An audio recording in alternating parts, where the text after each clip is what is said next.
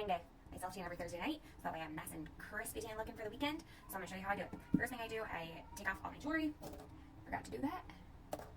Most of my jewelry, these are permanent bracelets, so these ones don't come off. And then I take lotion, and I lotion my hands, my wrist, my feet, my knees, and my elbows. They're nice and moisturized, and the tan doesn't stick to those dry patches. That way you don't get those, like, you know what I'm talking about. The tan hands and the tan elbows and the tan knees and the tan ankles. You don't want that, so moisturize the crap out of those. It's just like using barrier cream when you go and actually get a spray tan. Now, I'll show you how to apply it. Then I take the Peta Jane Self Tanner in Ultra Dark with the Peta Jane Mitt. I will do a good amount here to start with my legs, and then I start at my ankles and go up.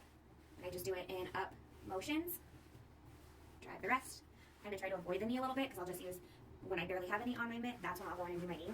And I do circular motions everywhere. Now that there's not much on my mitt, I'll go through and do my knees. And slide it down my feet and my ankles. I do get in the little crevices of my toes, so you can't tell the difference though. Not crazy, just from one coat. Shake it on up. Give a good amount for the other leg, and repeat the process. Alright, just with the rest of my body off camera, I'll show you how to do my arms and my hands and my face.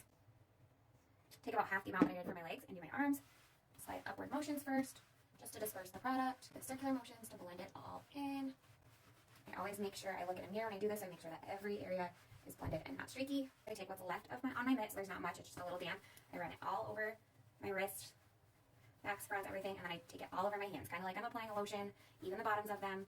This is the way that I make sure that I will not have any of the little crevice marks and self-tanner hands. I'm all done. We'll wash my hands off. I kind of get my wrist too. Then I take my lotion, take it, and I buff that tanner out into my wrists and my hands.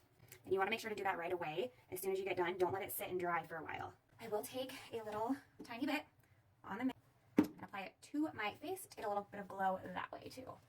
I have a lot of people that like to just use a face tanner or a gradual face tanner on their face. But I ain't got time for that, so I just use my regular old Ultra Dark tanner on my face. I always wake up in the morning after tanning my face and I look like I just rolled around in mud, but then it's really pretty when I wash it off. That's my tanning routine, so check back in the morning when I'm nice and glowy again. Alright, it's the next day. I wanted to show you my self-tanner after I washed it off.